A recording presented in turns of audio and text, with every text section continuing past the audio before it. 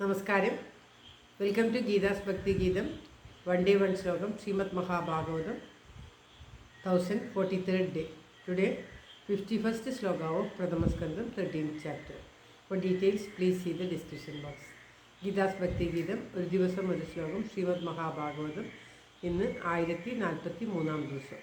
പ്രഥമസ്കന്ധത്തിലെ 13ാമത്തെ അധ്യായത്തിലെ 51ാമത്തെ ശ്ലോകം. ഓം നമോ ഭഗവതി വാസുദേവായ. ഓം ശ്രീകൃഷ്ണ പരമാത്മനീ നമ. ഹരിശ്രീ ഗണപതയേ നമ.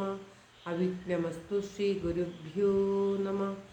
ഓം തത്സത്. കൃഷ്ണം നാരായണം വന്ദേ. കൃഷ്ണം വന്ദേ വ്രജപ്രിയം. കൃഷ്ണം ദ്വൈപായനം വന്ദേ. കൃഷ്ണം വന്ദേ ഭൃതാസുതം.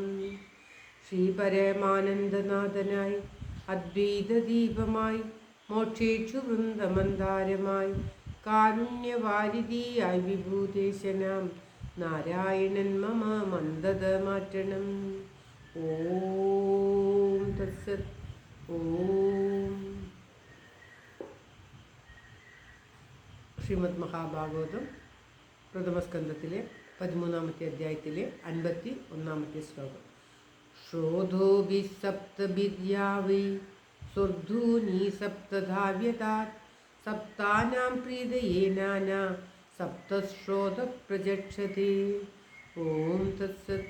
ശ്രോധോഭി സപ്തഭിര്യാവൈ സ്വർധൂനി സപ്തധാവ്യതാത് സപ്താനാം പ്രീതയേ നാനാ സപ്തശ്രോത പ്രജക്ഷതേ. ഓം തത്സത്. പദം വിരിക്കേണ്ടത് ശ്രോതോഭി സപ്തഭിർ യാ വൈ സ്വർധൂനി സപ്തദാ വ്യദാ സപ്താനാം പ്രീതയേ നാന സപ്തശ്രോത പ്രജക്ഷതേ. സപ്തഭിർ യാ അതുമാത്രം ആണ് കുറച്ച് പേര്. സപ്തഭിർ യാ വൈ ഇങ്ങനെ വരുന്നത്. ബാക്കിയെല്ലാം എളുപ്പമാണ്.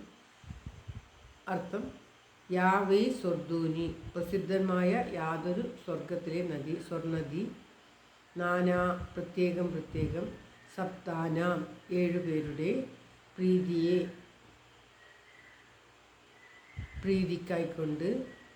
സപ്തഭി സ്രോതോഭി ഏഴു സ്രോതസ്സുകൾ കൊണ്ട്. സപ്തധ ഏഴായിട്ട്. വ്യഥാത് സപ്തധാ വ്യഥാത് ഏഴായിട്ട് വിഭജിച്ചു.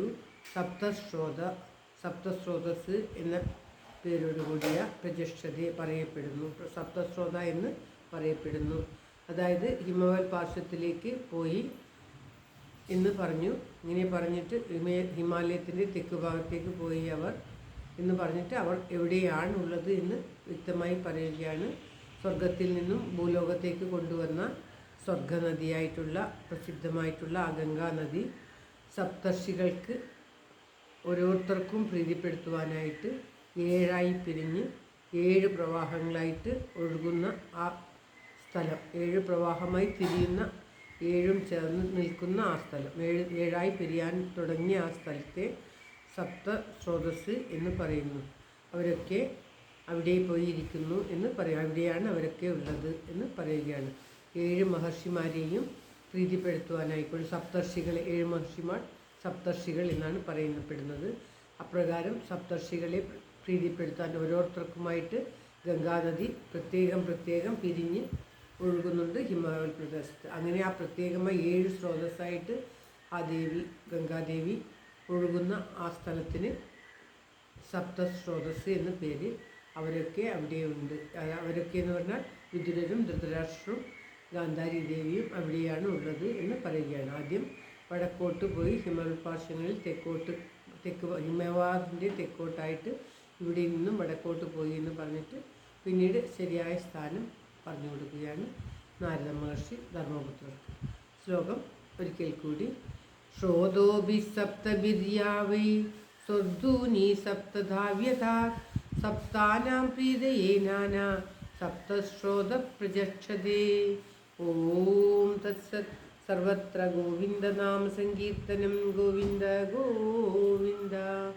എല്ലാവരുടെയും നന്മയ്ക്കും ആയുരാരോഗ്യ സൗഖ്യത്തിനുമായി പ്രാർത്ഥിച്ചുകൊണ്ട് ശ്ലോകം ഭഗവാന്റെ തൃക്കാലത്ത് സമർപ്പിക്കുന്നു. Geetha Rajan. Thank you for watching. All the best. Have A very very good day. Have A very very nice day. God bless you. ദൈവം അനുഗ്രഹിക്കട്ടെ. എല്ലാവർക്കും എല്ലാവിധ നന്മയും ഉണ്ടാകട്ടെ. ഓം